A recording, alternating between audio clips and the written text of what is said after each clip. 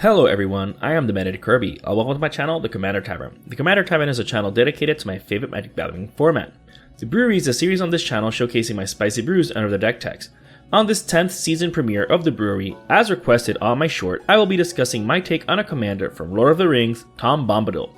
If you like this deck or any of the cards I'll be mentioning throughout the video, please consider using my TCG Player affiliate link when purchasing those cards. You can find that link down in the description. It'll really help out the channel. But the very best way you can help support the channel is with my Patreon. There are plenty of perks for being a patron, such as early access to certain videos, exclusive deck text, gifts, and more. You can also support my channel for free by simply liking, subscribing, and sharing, which also helps out a lot. I put out a video every Monday, so you don't want to miss out. You can join my Discord server for free if you want to join the Commander Tavern community. All pertinent links are down in the description. Alright, let's get back to the episode. Tom is a 4/4 God Bard for 1 white, 1 blue, 1 black, 1 red, and 1 green. He has hexproof and indestructible as long as there are 4 or more lore counters among sagas you control. That shouldn't be that difficult to achieve if you have a deck chock full of sagas like this one. If that ability wasn't enough to warrant Tom being a saga commander, his triggered ability occurs whenever the final chapter ability of a saga you control resolves. When it does, you reveal cards from the top of your library until you reveal a saga. You then cheat that card directly onto the battlefield and bottom deck the rest in a random order. Unfortunately, this triggers only once per turn. However, the deck has ways to deal with that. Since sagas provide many different effects from interaction to card draw, control, stacks, etc., let's first see how the deck synergizes with them before going over all the sagas in detail, especially since a 5-colored deck has access to all 85 sagas shown up as of this video's release. So getting that number down to a functional amount was quite the task. As I mentioned in my first look short, proliferating is a great way of completing sagas quickly, especially on opponent's turns, so he can trigger Tom as many times as possible in a whole turn around the table. Keep in mind that his trigger only happens once per turn, but it doesn't restrict it to our turn. For that, I'm running Contagion Clasp, Contagion Engine, Karn's Bastion, Staff of Completion, and Viral Drake. You can activate these at instant speed. With enough mana, you can potentially complete a saga each turn around the table, especially with Viral Drake since it doesn't require tapping to activate. As a bonus, it's also a flyer with Infect, so it doubles as a potential win con if it ever connects with an opponent. Same with the Contagion artifacts. We have the potential of killing creatures or wiping the board via the -1/-1 counters. Staff of Completion can also be activated multiple times if you have enough mana to untap it. Evolution Sage and Flux Channeler also have the potential of proliferating outside of our turn. Evolution Sage is the easiest to do if we have a fetch land in play. We can simply wait until it's an opponent's turn to sacrifice it and get that landfall trigger to proliferate. This is why the deck is running all 10 fetch lands. Don't worry, it has more than enough lands to fetch for it. Flux Channeler will trigger with 45 of the spells in the deck. Unfortunately, only 3 of them are instants, but at least we're proliferating with 0 effort, for already casting things we'll be casting anyways. Vraska Betrayal Sting and Satsuki the Living Lore are almost mostly useful during our own turn because they can only be activated at sorcery speed. That being said, Vraska can also draw us a card at the cost of 1 life when you use her Proliferate ability, which also ups her loyalty counters. If that weren't enough, she also has the added bonus of providing a potential win con with her ultimate. Since we're proliferating so often, she can very easily and quickly reach 9 loyalty counters. However, this would only kill 1 opponent, so try and activate it only when she has 10 counters. That way she sticks around and you can eventually get another opponent up to 9 poison counters. And this is on top of her Oko-like -2 ability. Satsuki can also recover an artifact when she dies, which is a cube bonus. But she's mostly here to move sagas along as if she were another proliferate effect. However, we might not always want to speedrun sagas. We want to go back and reread some chapters as well. That's why the deck is running Power Conduit, Scholar of New Horizons, and Throw Parasite. Activating these allows us to remove a lore counter from a saga. Then, when it would trigger again during our draw step, we trigger the next chapter. That way, if there's a really strong chapter from a particular saga, we have the potential of triggering it each turn. But we'll see the sagas in a bit. While these cards are included solely to remove counters at instant speed whenever we want, the first 2 are especially powerful. Power Conduit essentially turns lores into +1/+1 counters, so we can buff up a potential threat or beef up a weak creature to protect it from damage.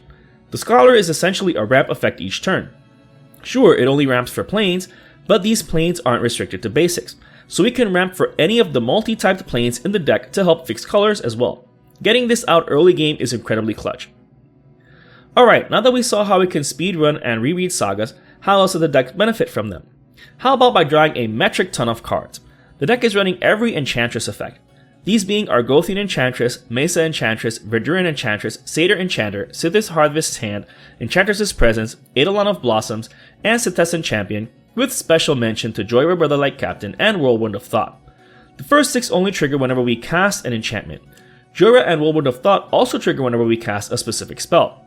Joyra will trigger off of Sagas, which is almost as good, but her also triggering off of artifacts and legendary spells makes her even better. Whirlwind of Thought also triggers more often than not, since it triggers off of any non-creature spell. As a bonus, Sithis is also an enchantment which matters for other effects in the deck besides these Enchantress effects. That being said, the best Enchantress effects in the deck are the middle 2, Eidolon of Blossoms and Setessan Champion. These trigger whenever an enchantment enters the battlefield, which is way better than when simply casting an enchantment. That's because the deck has multiple ways of recovering enchantments from our graveyard directly to the battlefield. These will trigger after we cast an enchantment too, since they'll enter the battlefield after resolving, so we still get a trigger then. But drawing a ton of cards after recovering all of our sagas is too epic to describe. Speaking of, let's see those spells. Triumphant Reckoning, Brilliant Restoration, Replenish, and Resurgent Belief are included in order to mass reanimate all of our sagas. The first 2 are incredibly expensive to cast, but they're more for the mid to late game anyways. That being said, the best of these is obviously Replenish. Unfortunately, it's on the reserved list, so just go for the gold bordered version instead.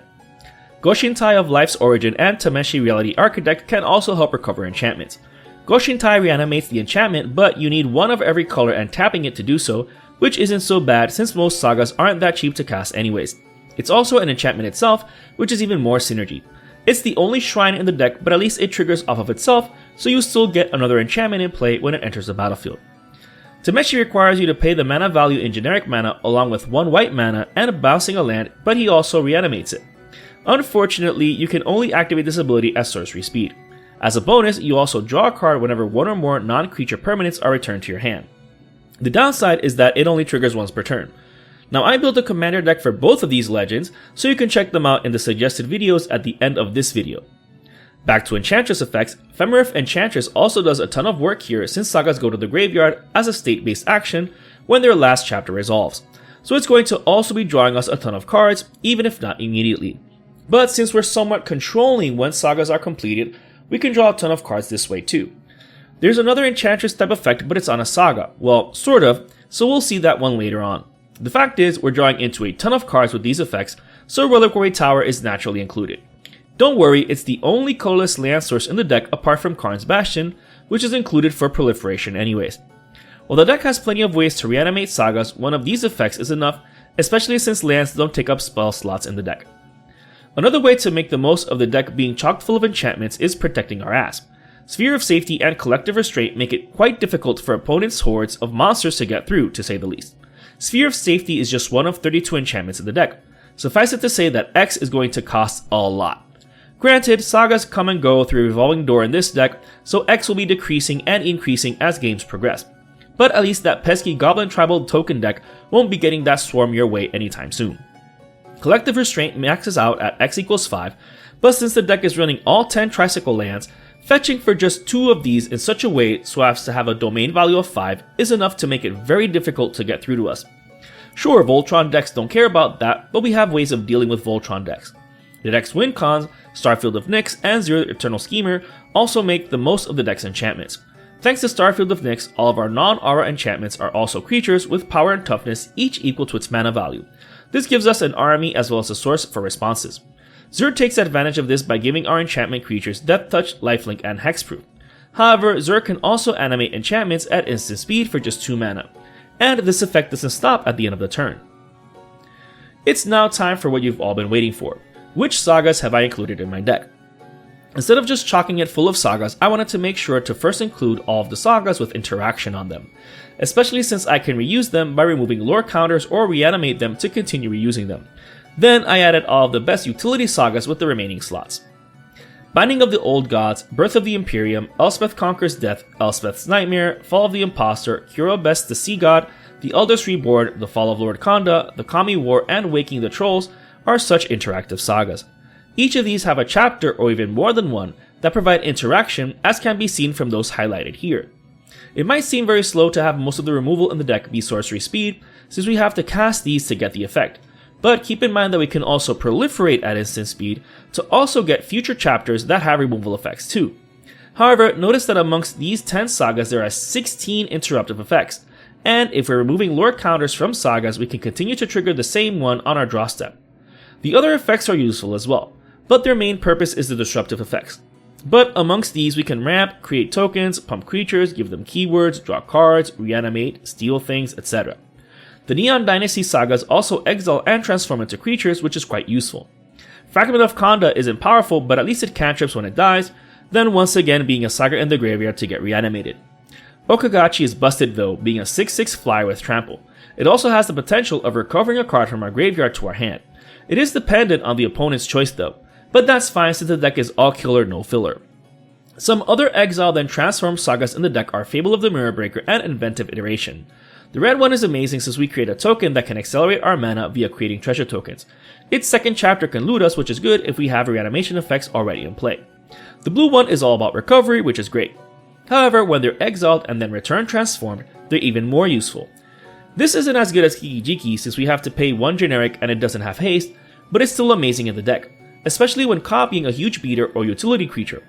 Living Breakthrough is absolutely backbreaking though. The deck doesn't have a wide gamut of mana values, but once we're casting multiple spells per turn, it makes it harder for opponents to cast spells, especially when we're casting 4 CMC spells since most board wipes have a mana value of 4.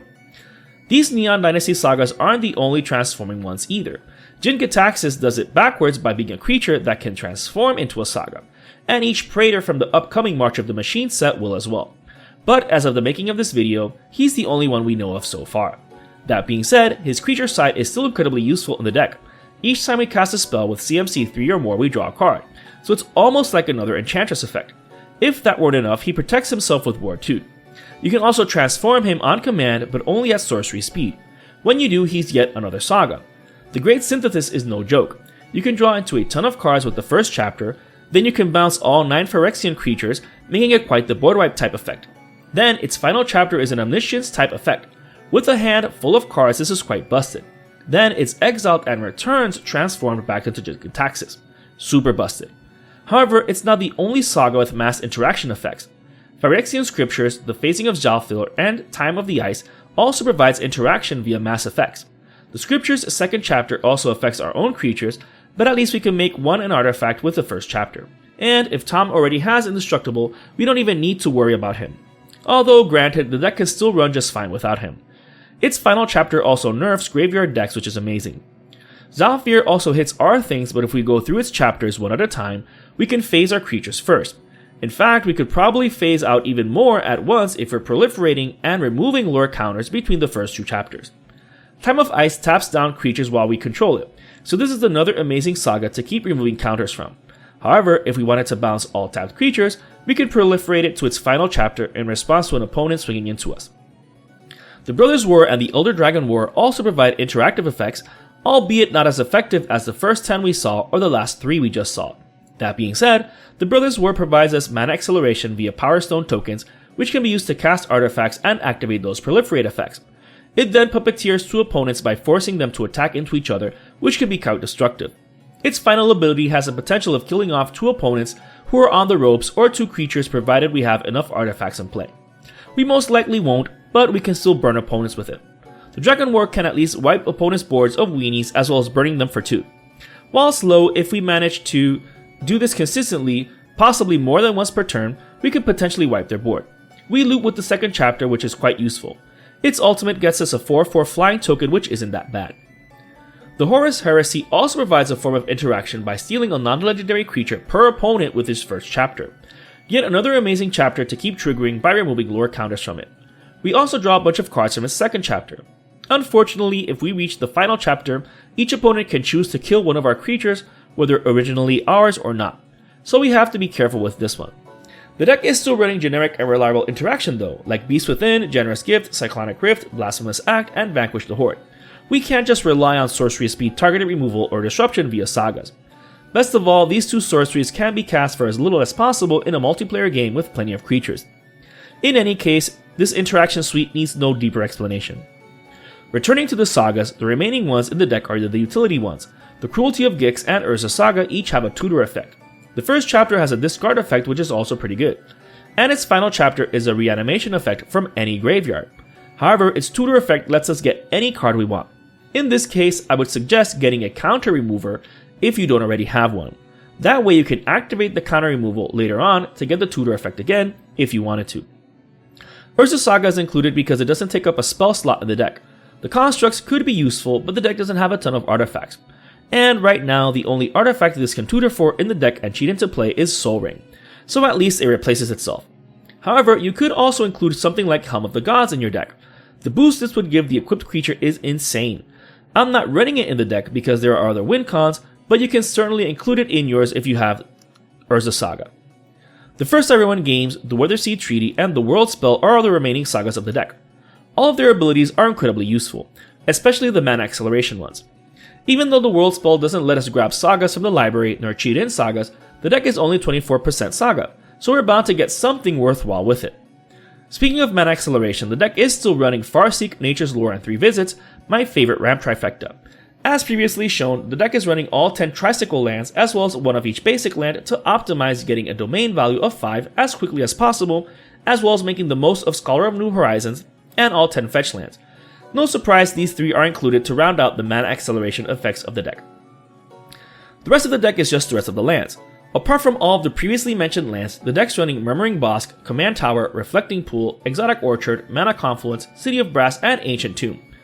Murmuring Bosk is another fetchable land that can tap for one of 3 colors, so it's definitely included in the deck. As with all of my deck techs, you can build your mana base according to your budget. Whether you include even more expensive cards or even cheaper cards is up to you. You do you. This brew is just an idea of how to build around Tom Bombadil. Interestingly, this deck can function just fine without the commander. That's why there isn't any effects in the deck to protect creatures or help accelerate into the commander. Most of the creatures in the deck have redundant effects like proliferating, drawing cards off of casting spells, removing counters, etc. So there really isn't anything worth protecting. The deck also has plenty of effects to recover cards from the graveyard. More often than not, opponents are just wasting resources delaying the inevitable. Graveyard hate decks can slow us down, but we have so many sagas with redundant effects that isn't even a problem. That being said, Tom is definitely a bonus to have in the command zone since he does accelerate the game while also having the potential of being indestructible and having hexproof. If you're interested in the deck list of this spicy brew of mine, you can find a link to it down in the description. I would like to thank all my patrons for supporting me, and a quick shout out to all my higher tier patrons, the brewers, for their patronage. I'd also like to thank anyone using my TCG Player affiliate link, that also helps out the channel. And to everyone, thanks for watching this episode of the Brewery on the Commander Tavern. I'm the Meta Kirby, and happy brewing.